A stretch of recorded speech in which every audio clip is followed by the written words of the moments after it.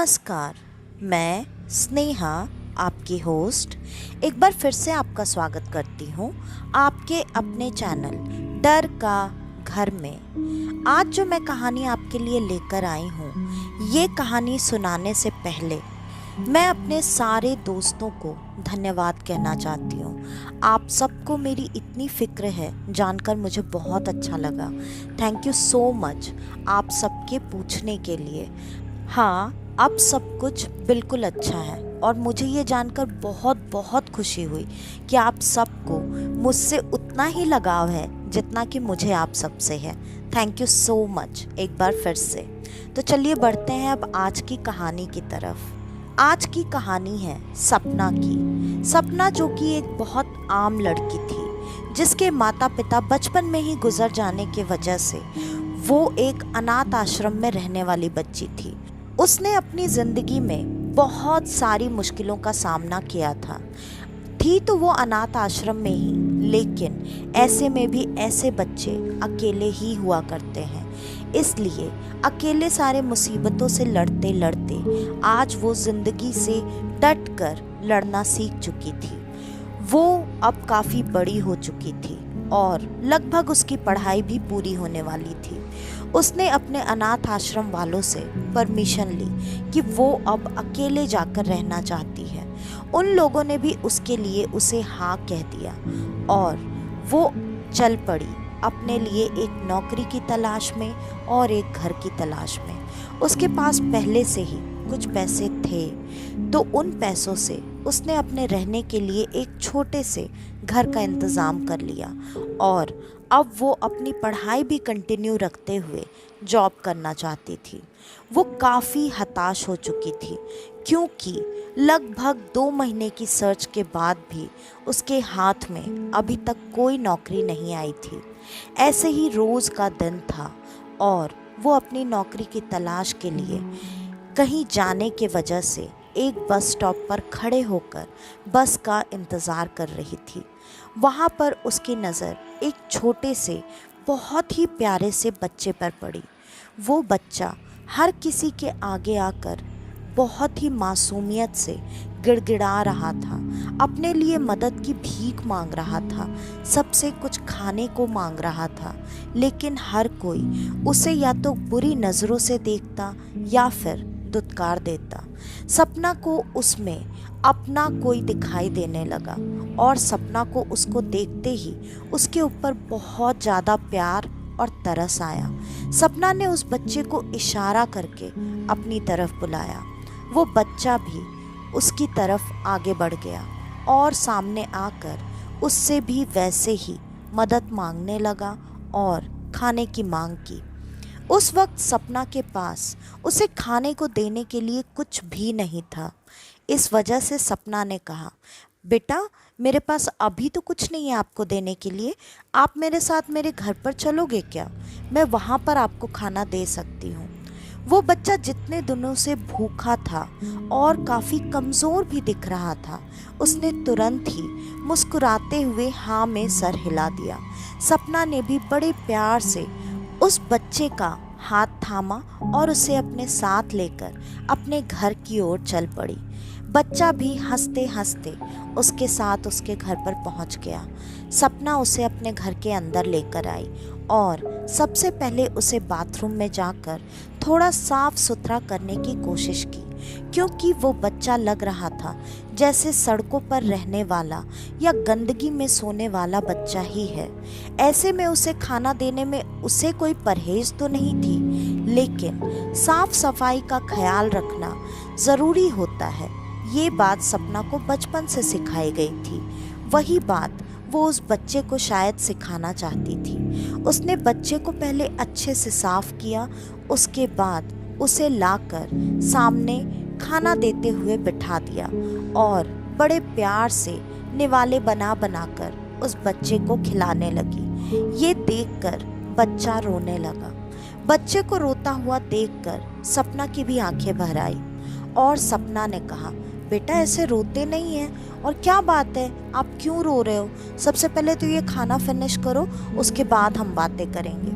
बच्चे ने भी जल्दी जल्दी सारा खाना ख़त्म कर लिया, क्योंकि उसे भूख तो काफ़ी समय से लगी हुई थी और इतना खाना देखकर और खाकर उसका मन और पेट दोनों तृप्त हो चुके थे। अब उसने सपना के सारे सवालों का जवाब देना शुरू किया। सपना ने पूछा, बेटा आपके मम्मी पापा कहाँ हैं? बच्चे ने रोते रोते ही जवाब दिया, मेरे माँ पिता नहीं हैं, इसलिए मैं अपने एक जानने वाले के साथ रहता था। वो मुझे खाना भी नहीं देते थे, मुझसे बहुत काम कराते थे और मुझे मारते पीटते भी थे। सपना को उस बच्चे की सारी दुख भरी बातें सुनकर कहीं ना कहीं अपने बचपन की चीज़ें याद आने लगी कि उसने भी अपना बचपन कैसे अकेले में बिताया था। अगर उन अनाथ आश्रम वालों ने उसे सहारा नहीं दिया होता तो शायद उसकी भी हालत इसी छोटे बच्चे की तरह होती। अब सपना ने उसे बड़े प्यार से अपने गोद में सर रखकर सुलाना शुरू कर दिया।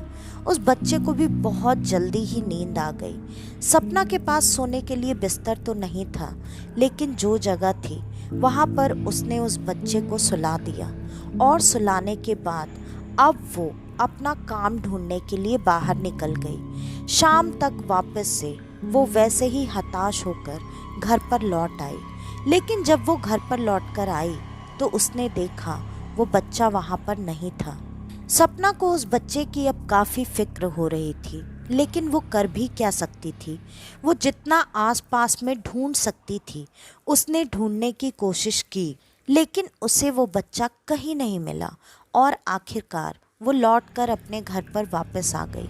जब वो घर पर आई उसके दिमाग में बार बार उसी बच्चे का ख्याल घूम रहा था और अचानक रात के 2 बजे सपना गहरी नींद में सो रही थी। अचानक उसके दरवाजे पर जोर जोर से खटखटाने की आवाज़ें आईं। सपना ने जाकर जब दरवाज़ा खोला तो उसने देखा वही छोटा बच्चा सामने खड़ा था और उसने कहा, दीदी मैं घर से बाहर निकला था और मैं रास्ता भूल गया, इसलिए मुझे नहीं पता चला मैं कहाँ गया था, फिर मैं बहुत मुश्किल से यहाँ तक आया हूँ। सपना ने बिना कोई सवाल जवाब किए उस बच्चे को तुरंत घर के अंदर ले लिया और वापस से उससे पूछकर उसे थोड़ा खाना खिलाया और अपने पास ही लेकर लेट गई। दोनों को नींद आ गई और जब सुबह सपना की नींद खुली तो सपना ने देखा उस बच्चे के पैर में एक टूटी हुई सी जंजीर बंधी हुई थी, जिस पर शायद अभी तक उसका ध्यान गया ही नहीं था। उसने ये सोचा कि वो बच्चे के उठने के बाद उससे ये पूछेगी कि उसके पैरों में ये जंजीर कैसी बंधी हुई है, और इतना सोचकर उसने बच्चे के लिए खाने को कुछ बनाया, खुद भी थोड़ा बहुत खाया। अभी तक उस बच्चे की नींद नहीं खुली थी, इसलिए सपना अपने काम ढूंढने के लिए घर से बाहर निकलकर चली गई। सपना इतने दिनों से नौकरी की तलाश करते करते काफ़ी परेशान हो चुकी थी और अब कहीं ना कहीं उसके दिमाग में ये चीज़ चल रही थी कि वो छोटा बच्चा अब उसकी ही जिम्मेदारी है। इस वजह से उसे हर हाल में अब जल्दी से जल्दी किसी न किसी नौकरी की तलाश करनी ही पड़ेगी। और सपना आज जिस इंटरव्यू के लिए गई, पता नहीं ये भगवान की दया थी या कुछ और, सपना को वो जॉब मिल गई। वो बहुत खुश हुई और घर आते वक्त थोड़ी बहुत मिठाई जितनी वो ला सकती थी उतनी लेकर भागी भागी घर पर आई। जब वो आई तो उसने देखा वो छोटा बच्चा बैठा हुआ सपना का इंतज़ार कर रहा था। सपना को देखते ही वो भी खुशी से मुस्कुराने लगा। सपना दौड़ कर आई और उसने उससे गले लगा लिया और कहा, भाई अब तू बिल्कुल चिंता मत कर, मेरी तो अब नौकरी भी लग गई है, तो अब मैं पढ़ाई भी पूरी कर लूँगी और मैं हम दोनों का अच्छे से ख्याल रख सकती हूँ। उस बच्चे ने कहा, बहुत अच्छी बात है दीदी कि आपकी अब नौकरी लग गई है, वैसे भी अब आप चिंता मत कीजिए, मैं आ गया हूँ ना, मैं सब ठीक कर दूंगा और मैं भी आपका पूरा ख्याल रखूंगा। इस बात को सुनकर सपना मुस्कुरा दी और उसने हंसते हुए उस छोटे से बच्चे को प्यार से माथे पर चूम लिया और कहा, हाँ हाँ मेरे बड़े भैया, मुझे पता है तुम ही मेरा ख्याल रखोगे। फिर सपना ने पूछा, अच्छा बेटा एक बात बताओ, ये जो आपके पैरों में जंजीर बंधी हुई है, ये कहाँ से आई, किसने बांधी है ये? फिर बच्चे ने उस जंजीर की तरफ देखते हुए कहा, ये मेरे पैरों में बहुत पहले से है। मैंने आपको बताया था ना, मैं जिनके साथ रहता था उन्होंने ही मेरे पैरों में ये जंजीर बांध दी थी ताकि मैं कहीं भाग ना सकूं। वो सिर्फ ये तब खोलते थे जब मुझे उनके काम से कहीं बाहर जाना होता था। मैंने बहुत कोशिश की लेकिन ये निकलता ही नहीं है। फिर सपना ने भी अपने तरफ से उस जंजीर को खोलने की बहुत कोशिश की, लेकिन वो जंजीर खुलने का नाम ही नहीं ले रही थी। आखिरकार थक हार कर सपना उसे एक लोहार के पास लेकर गई और उस लोहार ने भी काफ़ी मेहनत करने के बाद उस जंजीर को खोल दिया। अब वो बच्चा उस कैद से आज़ाद था। अब दोनों घर पर आ चुके थे और अगले दिन सपना अपने काम पर चली गई। सपना जब काम से लौटकर वापस आई तो उसने देखा वो बच्चा वहाँ पर नहीं था। फिर उसे लगा उसी दिन की तरह हो सकता है कहीं घूमने के लिए चला गया हो, थोड़ी देर में आ जाएगा। सपना खाना बनाकर उस छोटे बच्चे का इंतज़ार काफ़ी देर तक करती रही, लेकिन वो पूरी रात वहाँ पर नहीं आया। सपना अब उससे इतना ज़्यादा जुड़ चुकी थी कि सपना को रात में नींद भी नहीं आ रही थी। उसने अपने तरफ से आज भी पूरी कोशिश की थी कि वो उस बच्चे को ढूंढ कर वापस लेकर आ जाए, लेकिन उस बच्चे का कहीं भी कुछ भी पता नहीं चल रहा था। सपना बैठी बैठी रो रही थी, वो उदास थी, वो उसको याद कर रही थी। तभी उसके कानों में एक अजीब सी आवाज़ आई जिसने उससे ये कहा, दीदी आप बिल्कुल चिंता मत करो, मैं ठीक हूँ। ये आवाज़ सुनते ही सपना इधर उधर पलटकर उसको देखने लगी, लेकिन कहीं पर भी वो छोटा बच्चा नहीं था। लेकिन सपना को पता था ये आवाज़ तो उसकी ही है, लेकिन वो है कहाँ? सपना ने एक बार फिर से उसे चारों तरफ ढूंढना शुरू किया, लेकिन वो बच्चा उसे कहीं नहीं मिला। आखिरकार सपना वापस आकर रोते रोते सो चुकी थी। अगले दिन वैसे ही वो उदासी के साथ अपने ऑफिस चली गई। ऑफिस में भी आज उसका काम करने में बिल्कुल मन नहीं लग रहा था। उसे बार बार उसी बच्चे की आवाज़ सुनाई दे रही थी जो उससे ये कह रहा था, मैं बिल्कुल ठीक हूँ, आप अपना ख्याल रखो, मैं आपके पास ही हूँ। सपना को इस बात से तसल्ली नहीं मिल रही थी। सपना की बेचैनी बढ़ती जा रही थी और आज सपना इतना ज़्यादा बेचैन हो चुकी थी कि वो ऑफिस का काम खत्म करने के बाद सीधे पुलिस स्टेशन पहुंच गई उस बच्चे की गुमशुदगी की कंप्लेन लिखवाने के लिए। उसने वहां पर कंप्लेन रजिस्टर भी करवाई, लेकिन सपना के पास उस बच्चे की कोई फ़ोटो नहीं थी, जिस वजह से पुलिस वालों ने भी यही कहा, हम कोशिश तो करेंगे लेकिन उस बच्चे का मिलना आप मुश्किल ही समझिए क्योंकि आपके पास उसकी कोई फ़ोटो नहीं है।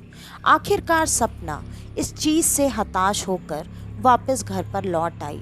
वो बार बार एक ही बात दोहरा रही थी, छोटू वापस आ जाओ, मेरा तुम्हारे बिना बिल्कुल मन नहीं लग रहा है। और सपना को लगातार छोटू की आवाज़ें सुनाई दे रही थी, लेकिन छोटू कहीं दिखाई नहीं दे रहा था। सपना अपने काम में वैसे ही आगे बढ़ती रही और कुछ समय निकल गया। छोटू अभी भी उसके मन में तो था, लेकिन उसकी तड़प शायद सामने से दिखना थोड़ा कम हो चुका था, क्योंकि सपना ने अब रोना पहले से कम कर दिया था। उसको अब कहीं ना कहीं इस बात की तसल्ली थी कि अगर छोटू कहीं गुम गया होता तो वो मिल जाता, या फिर वो खुद मेरे पास आ जाता, तो वो जहाँ भी होगा अच्छे से ही होगा। सपना अपने काम में इतनी ज़्यादा अच्छी थी जिसके वजह से धीरे धीरे उसके ऑफिस में बहुत कम समय में सपना ने अपनी अच्छी खासी नाम, शोहरत और इज्जत कमा ली थी। जिससे कई सारे लोग अब बहुत ज़्यादा उससे जलने लगे थे, क्योंकि इन 3 महीनों में ही सपना का प्रमोशन कर दिया गया था। ऐसा उस कंपनी में पहली बार हुआ था कि किसी का 3 महीने में प्रमोशन किया गया। इससे लोगों में बातें बननी भी शुरू हो चुकी थी, लेकिन सपना को इस चीज़ से कोई फर्क नहीं पड़ता था। वो अपना काम मन लगाकर किए जा रही थी और अब कोई ऐसा था उस ऑफिस में जो कि सपना से इतना ज़्यादा जलने लगा था कि उसने सपना को अपने रास्ते से हटाने की पूरी कोशिश करने की ठान ली थी। वो इंसान एक तांत्रिक के पास पहुंचा और उसने सपना के ऊपर कुछ क्रिया करवाने की कोशिश की।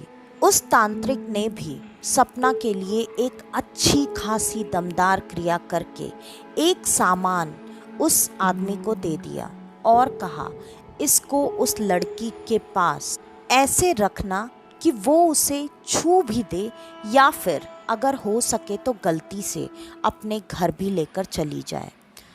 अब उस आदमी ने सपना की साइकिल, जिससे कि वो ऑफिस आया जाया करती थी, उसके आगे जैसे लड़कियों के साइकिल में कुछ सामान, किताब, कॉपी रखने के लिए जो जगह बनाई होती है, जिसे डोलची या फिर सवारी डब्बा भी कहा जाता है, उस डब्बे में वो चीज़ लाकर रख दी और सपना ने उसे देखा।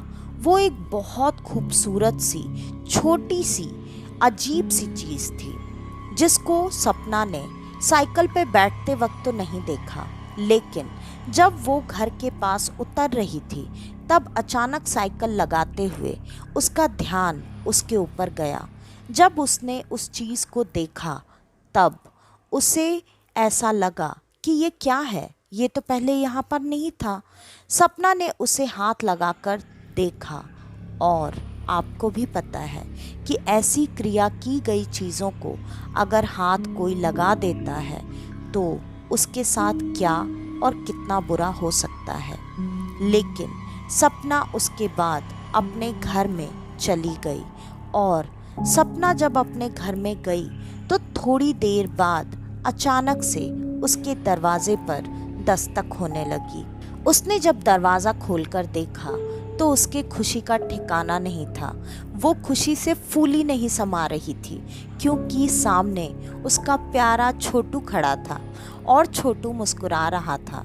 उसने अपनी दीदी को गले से लगाया और कहा, दीदी आप बिल्कुल चिंता मत करो, आपका ख्याल रखने के लिए मैं हूँ आपके साथ, मैं हमेशा आपकी रक्षा करूँगा। ये बात सुनते ही सपना अब ज़ोर ज़ोर से हंसने लगी और उसको प्यार से सर पर एक हल्की सी टपली मारते हुए कहा, हाँ बड़ा आया मेरा ख्याल रखने वाला। कहाँ था 3 महीने से? मैं कितनी परेशान थी तेरे लिए। जब मर्जी तब आता है, जब मर्जी चला जाता है। तुझे इतनी भी फिक्र नहीं है कि तू ऐसे कहीं चला जाएगा तो मेरा क्या होगा? छोटू ने हंसते हुए कहा, दीदी मैं कहाँ कहीं गया था, मैं तो आपके साथ ही था। यही आपको मेरी आवाज़ नहीं सुनाई देती थी कि मैं ठीक हूँ, मैं जहाँ भी हूँ अच्छे से हूँ, आप अपना ख्याल रखो। सपना को ये सारी बातें अब काफ़ी अजीब लग रही थी, लेकिन उसने उस प्यारे से बच्चे से ज़्यादा कुछ सवाल जवाब नहीं किया। उसे तो सबसे ज़्यादा इस बात की खुशी थी कि उसका छोटू बिल्कुल ठीक है, सही सलामत है और वो अभी उसके सामने खड़ा है। उसने तुरंत बड़े प्यार से छोटू और उसके दोनों के लिए खाना बनाया। दोनों ने खाना खाया और साथ में सो गए। अगले दिन सुबह जब सपना ऑफिस पहुंची तो उसे पता चला आज ऑफिस की छुट्टी कर दी गई है, क्योंकि आज ऑफिस के एक एम्प्लॉय की अचानक से अजीबोगरीब तरीके से मौत हो गई है। और ये इंसान कोई और नहीं था, ये इंसान वही था जिसने सपना के ऊपर क्रिया करवाई थी। लेकिन जब क्रिया उस इंसान ने करवाई तो उसकी मौत कैसे हो सकती है, ये बात अभी तक सपना को पता नहीं थी। लेकिन छुट्टी की खबर सुनते ही वो तुरंत जल्दी जल्दी घर की तरफ भागने लगी और उसने छोटू के खाने लायक कुछ चीज़ें खरीदी। और जब वो घर पर पहुंची तो उसने देखा वहाँ पर छोटू अब फिर नहीं था। सपना को फिर से बड़ा अजीब लगा, लेकिन अब सपना थोड़ा बहुत समझ चुकी थी कि छोटू की जब मर्जी होगी तब वो आएगा और जब मर्जी होगी तब वो चला जाएगा। इसलिए सपना को आज उसकी उतनी फिक्र नहीं हो रही थी। सपना मन ही मन थोड़ा मुस्कुराती, थोड़ा उस पर गुस्सा हो जाती। और सपना ने अपने लिए खाना बनाया, लेकिन उसने आज छोटू के हिस्से का भी खाना बनाया था कि क्या पता अगर वो रात में फिर आ जाए तो। फिर सपना ने खाना खाया, थोड़ी देर तक छोटू के बारे में सोचा, उसका इंतज़ार किया और वो चुपचाप सो गई। छोटू नहीं आया। अगले दिन से उसका काम और सब कुछ वैसे ही शुरू हो चुका था। सपना को अक्सर अब वो चीज़ें बहुत आराम से मिल जाया करती थीं, जो चीज़ें पाने के लिए सपना महीनों तक अकेले जद्दोजहद करती रही, लेकिन उसे कोई चीज़ नहीं मिलती थी। ये वही सपना थी जो एक समय तक अपने किस्मत को हमेशा कोसा करती थी कि उसकी किस्मत इतनी बुरी क्यों है, क्या उसी के किस्मत में सारे दुख लिखे हुए हैं। लेकिन अब इस सपना के मन में सिर्फ कोई इच्छा आने की देरी होती थी, उसे वो हर चीज़ मिल जाया करती थी, चाहे जरिया कुछ भी होता। लेकिन सपना का हर सपना अब पूरा हो रहा था। सपना इस चीज़ से बहुत खुश थी, लेकिन फिर भी उसके ज़िंदगी में छोटू की जो कमी थी वो कोई पूरी नहीं कर पा रहा था।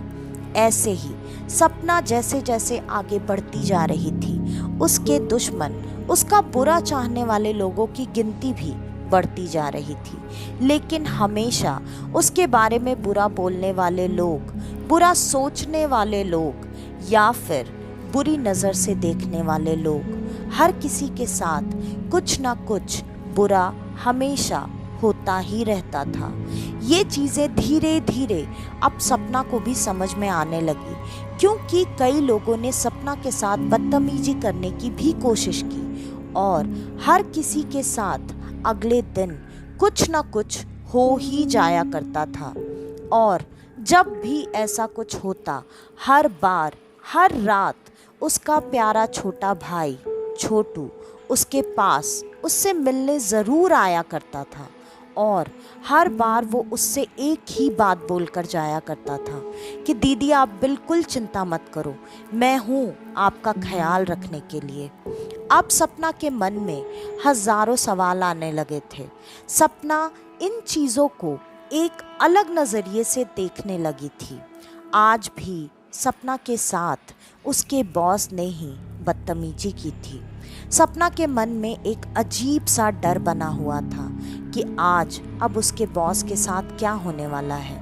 थोड़ी देर में सपना को जैसे पता था कि अब उसके दरवाजे पर दस्तक होने ही वाली है, और अचानक दस्तक हुई। सपना वहीं दरवाजे के पास ही खड़ी थी। उसने तुरंत दरवाज़ा एक झटके में खोल दिया और छोटू मुस्कुराता हुआ अंदर आ गया। उसने कहा, दीदी आपको पता था ना मैं आऊँगा, क्योंकि मैं हमेशा आपका ख्याल रखने के लिए आपके पास आता हूँ। ये बात सुनते ही सपना ने तुरंत छोटू को दोनों हाथों से पकड़ लिया और उससे अपने मन के सारे सवाल पूछने लगी। छोटू मुझे बताओ, मेरे मन में जो चल रहा है क्या वो सच है? क्या ये सारी चीज़ें तुम कर रहे हो? अगर तुम कर रहे हो तो कैसे कर रहे हो? ऐसे ही कई सारे सवाल जो भी सपना के मन में थे, सपना ने सारे के सारे सवाल एक साथ छोटू पर उड़ेल दिए और छोटू सारे सवाल सुनता हुआ सिर्फ और सिर्फ मुस्कुरा कर अपनी दीदी को देखता रहा। जब सपना ने सारी बातें कहकर ख़त्म की, तब छोटू ने कहा, हाँ दीदी मैं ही हूँ, मैं ही सब कर रहा हूँ और आपको शायद पता नहीं है, मैं जिंदा नहीं हूँ, मैं एक आत्मा हूँ और आपने ही मुझे मुक्ति दी है। आपने मेरे मुक्ति का रास्ता बनाया, लेकिन आपने मुझसे इतने कम समय में जितना प्यार किया और मेरा जितना लगाव आपके साथ हो गया है, मैं अब चाह कर भी आपको अकेला छोड़कर कभी कहीं नहीं जाऊंगा। ये बात सुनते ही सपना को थोड़ा डर भी लगा और झटका भी। सपना तुरंत एक झटके से पीछे हो गई और उससे पूछने लगी, तुम तुम सच में आत्मा हो? तुम प्लीज छोटू, मुझे डराओ मत भाई।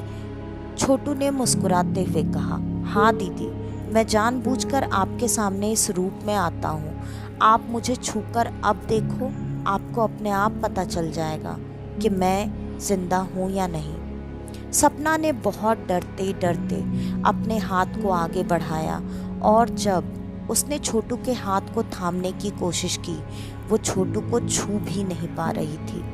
ये देखकर सपना अब डर से ज़्यादा दुखी थी। वो फूट फूट कर पागलों की तरह रोए जा रही थी। वो बार बार, ऐसा क्यों हुआ? तुम्हारे ही साथ क्यों हुआ? तुम ऐसे कैसे? किसने किया? इन सारे सवालों को बोलकर वो पागलों की तरह रो रही थी। छोटू ने अपनी बहन को दिलासा देते हुए कहा, दीदी, ऐसा नहीं है कि मैं आपसे मिलने के बाद मरा हूँ। मैं पहले से ही मरा हुआ था। अब मैं आपको सारी बातें शुरू से बताता हूँ। मैं जब आपके पास आया था तब मैं एक तांत्रिक के कैद में था, जिसने मेरे मृत्यु के तुरंत बाद ही मेरी आत्मा को कैद कर कर रख लिया था और वो मुझसे अपने सारे बुरे काम करवाया करता था।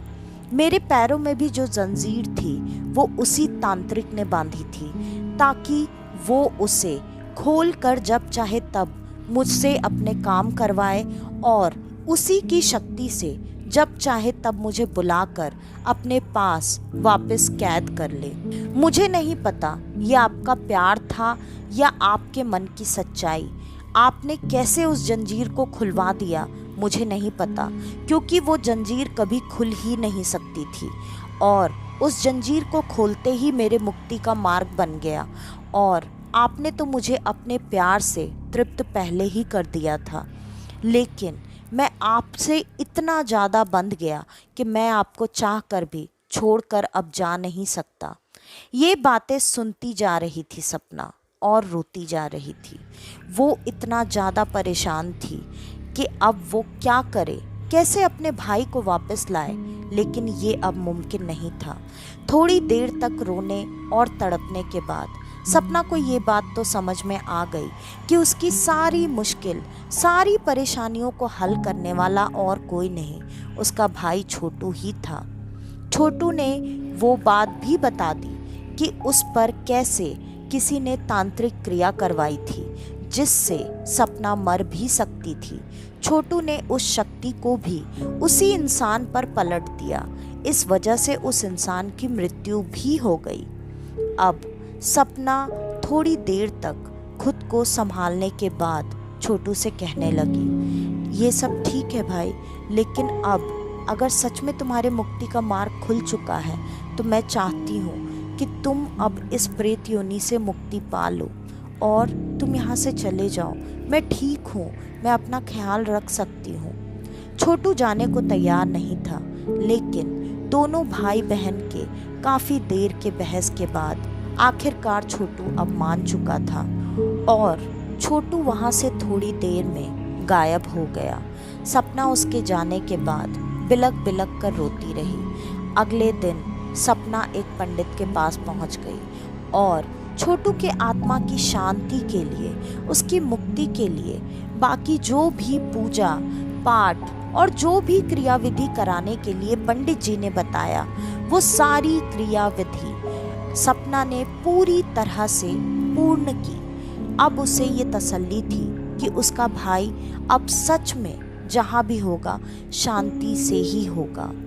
और अब सपना अपनी ज़िंदगी में अपने भाई के यादों के साथ वापस से अकेली जी रही थी। लेकिन सपना की ज़िंदगी में आगे भी सारी मुश्किलें वैसे ही सॉल्व होती रहीं जैसे कि छोटू के रहने पर होती थी।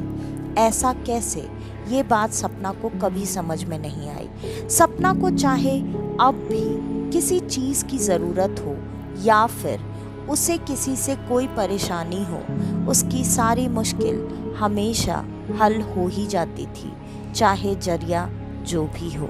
ये बात सपना को कभी समझ में नहीं आई।